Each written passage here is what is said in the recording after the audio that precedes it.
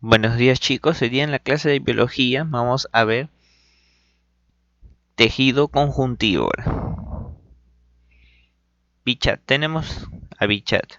Establece el término tejido sometiendo diversas muestras a procedimientos físicos y químicos que clasifican los tejidos en general y particulares. Definición: el tejido conectivo o conjuntivo es un tejido que presenta diversos tipos de células separadas por abundante sustancia intercelular. Características: presenta diversos tipos de células, células propias y células procedentes de la sangre. Posee vasos sanguíneos. Posee terminaciones nerviosas al igual que el tejido epitelial. Posee abundante sustancia intercelular y fibras. Las células tienen un alto poder de regeneración, que significa que pueden volver a emerger, pueden volver a recuperar su lugar, a restablecerse. Tenemos funciones. La función de relleno llena los espacios que dejan entre sí los órganos. De sostén, los tejidos óseo y cartilaginosos, variedades de tejido conjuntivo, son responsables principalmente del sostenimiento del cuerpo. Defensa a través de sus células llamadas macrófagos, células plasmáticas, leucocitos. Los macrófagos son células que van a fagocitar otros agentes que sean externos a nosotros, que significa ya sea bacterias, en este caso, algún agente patógeno lo va a fagocitar, significa se va a comer. Nutritiva: al poseer varios vasos sanguíneos, el tejido conectivo o conjuntivo se encarga de nutrir a los otros tejidos como el epitelial, el óseo y el cartilaginoso. Almacenamiento: realizado por el tejido adiposo, que almacena material energético.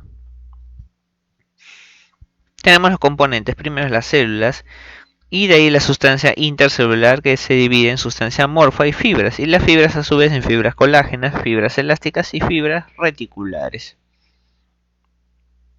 Primero vamos a ver células. Son las siguientes: célula madre o stem cell, célula pequeña y de forma estrellada. Tiene la capacidad de originar cualquier otra célula del tejido conectivo. Tenemos ahora los fibroblastos. Son los más abundantes e importantes. Sintetizan a las fibras y secretan a la sustancia amorfa. Además intervienen en la reparación de tejidos lesionados, en la cicatrización. Por ejemplo, nosotros cuando nos hacemos heridas, nosotros vemos que nuestra herida comienza a cicatrizar. Ese es un proceso que se va llevando lentamente, gracias a que se produce la costra gracias a las plaquetas. Y las plaquetas, o los llamados también trombocitos, van a ir al lugar donde hay escape de glóbulos rojos.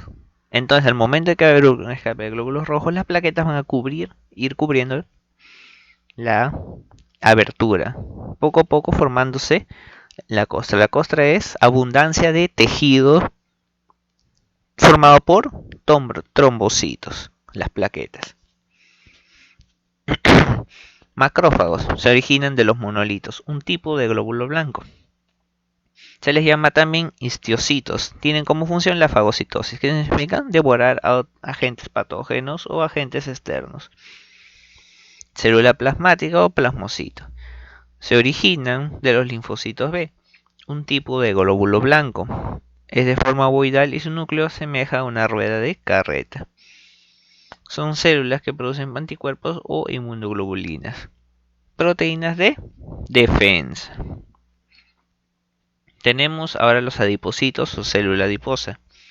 Son de forma redondeada u ovoide. Su citoplasma está ocupado por una vacuola de grasa que desplaza el núcleo de la periferia. Pueden encontrarse aisladas o en pequeños grupos en el tejido conectivo. La mayoría se agrupa en el tejido adiposo, que es el tejido de mayor depósito de energía en forma de triglicéridos, que significa que va a haber una enorme cantidad de ácidos grasos. Los triglicéridos están formados por ácidos grasos y glicerol. Es un lípido. Los lípidos son las grasas. Tenemos la célula cebada, mastocito, célula globular cuyo citoplasma está lleno de gránulos que contienen histamina y heparamina. Estos son proteínas. La histamina es una proteína. Los mastocitos participan en la inflamación y alergia. Y tenemos los glóbulos blancos, los leucocitos. Proceden de la sangre y tienen como función la defensa contra los microorganismos agresores, ya sean anticuerpos, ya sean bacterias hasta virus. Y acá vemos los componentes del tejido conectivo. En este caso, este de acá es una stem cell o una célula madre. Esta que vemos un poco más alargada y vemos así como si fuera una forma más o menos estrellada, es un fibroblasto. Estos dos de acá son tipos de leucocitos, son tipos de glóbulos blancos. Uno es un monocito y este de acá es un eosinófilo. Acá vemos el adipocito. Como vemos acá, esto es la parte de grasa y este es el núcleo. En este ejemplo vemos un neutrófilo.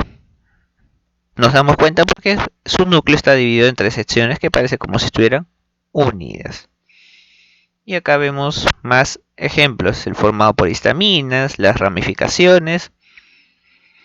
Y acá recordamos quién está formado por gránulos. Acá está formado por gránulos de histamina. Son formados por gránulos, el mastocito. Y acá tenemos un ejemplo de mastocito. Y eso es lo principal que debemos saber de los componentes del tejido conectivo y de sus funciones. Nosotros recordamos que este es el tejido principal que va a permitir que el tejido óseo y el tejido cartilaginoso tengan adhesión entre ellos, tengan una conexión que permita el soporte, el sostén de los órganos o de las demás tejidos. Entonces espero que hayan podido entender la clase y nos vemos en la siguiente semana. Gracias.